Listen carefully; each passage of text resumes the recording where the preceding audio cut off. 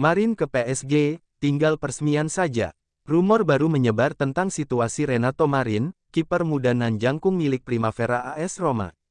Menurut L'Equipe dan Le Parisien, kiper Italia Brasil itu telah menandatangani kontrak berdurasi 5 tahun dengan Paris Saint-Germain. Marin akan segera menjadi kiper ketiga di pertahanan yang dimiliki oleh pasukan Luis Enrique. Marin akan menggantikan Arnaud Tenas yang akan segera hengkang, tetapi tidak akan dapat ambil bagian dalam Piala Dunia antar klub yang akan digelar antara Juni dan Juli. Kontrak penjaga gawang tersebut akan berakhir tetapi klub Giallorossi memutuskan untuk tidak melepasnya sebelum tanggal 30 Juni tahun 2025. Berita itu telah diantisipasi oleh staf redaksi Il Romanista, tidak ada kesepakatan untuk pembaruan kontrak sebelumnya dengan Roma, bahkan setelah adanya tawaran balik dari klub Giallorossi. Roma siap terus kejar Molina. Giallorossi, menurut Marca, dalam beberapa pekan terakhir telah menguji kemampuan bek kanan Argentina dari Atletico Madrid Nahuel Molina. Molina telah bermain di Italia, untuk Udinese dari 2020 hingga 2020 dan sekarang memiliki kontrak yang mengikatnya dengan klub Spanyol tersebut hingga 2028. Meskipun mengalami cedera otot pada bulan November, Molina mendapat kepercayaan penuh dari Simeone dan manajemen klub Spanyol tersebut. Namun, Roma bukan satu-satunya tim yang tertarik pada bek Amerika Selatan itu, ada juga pembicaraan tentang Napoli dan Juventus di Italia serta Newcastle dan Liverpool di Inggris. Semua telah menyatakan minatnya untuk mengetahui ketersediaannya untuk pindah klub di sesi transfer berikutnya. Kemungkinan pelelangan diharapkan terjadi pada musim panas. Atletico, untuk Molina, tidak akan menerima tawaran lebih rendah dari 30 juta. Ranieri bocorkan kesepakatan AS Roma dengan pelatih baru, ini jadwal pengumumannya. AS Roma akan ditinggalkan Claudio Ranieri di akhir musim ini. Pertandingan melawan Torino di Liga Italia akan menjadi momen terakhir Claudio Ranieri mendampingi AS Roma, Senin tanggal 26 Mei tahun 2025, dini hari WIB. Setelah kepergiannya, AS Roma akan ditukangi pelatih baru. Kendati demikian, manajemen AS Roma belum buka suara. Ahli taktik Italia berusia 73 tahun itu mengumumkannya dalam sebuah wawancara dengan La Repubblica. Tentu saja, itu sudah dilakukan. Tetapi presiden yang akan memutuskan kapan mengumumkannya, katanya.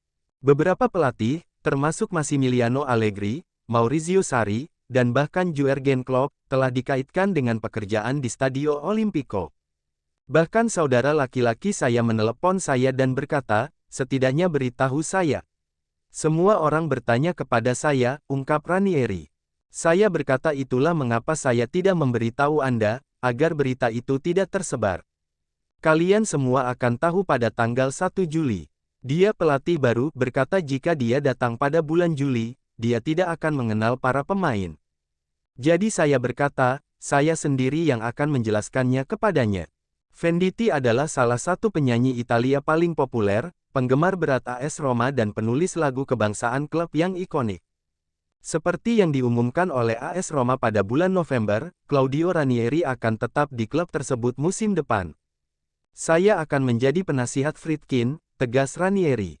Saya sering berbicara dengan presiden, saya memberitahu dia apa yang berhasil dan apa yang tidak. Dia mendengarkan dan bertindak. Saya sudah melakukan hal yang sama tahun ini. Di sisi lain selama konferensi pers pra-pertandingan melawan Torino, Ranieri mengatakan Artem Dovbyk harus pulih untuk pertandingan terakhir musim ini melawan. Pemain internasional Ukraina itu menyelesaikan sesi latihan penuh bersama anggota tim lainnya hari ini. Saya fokus pada pertandingan. Saya ingin berterima kasih kepada para penggemar Roma, kata Ranieri kepada wartawan melalui Sky Sport. Saya tidak menyangka akan mendapatkan hasil yang begitu hebat.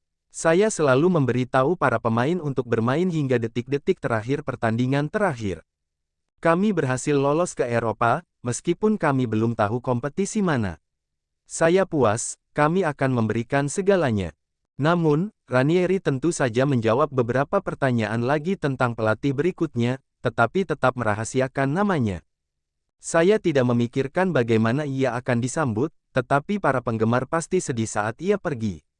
Itulah yang saya harapkan. Oh, apakah Anda mengharapkan sebuah nama?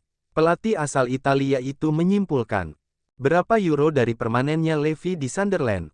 Sunderland promosikan EPL, hal ini memicu kewajiban beli Enzo Levy.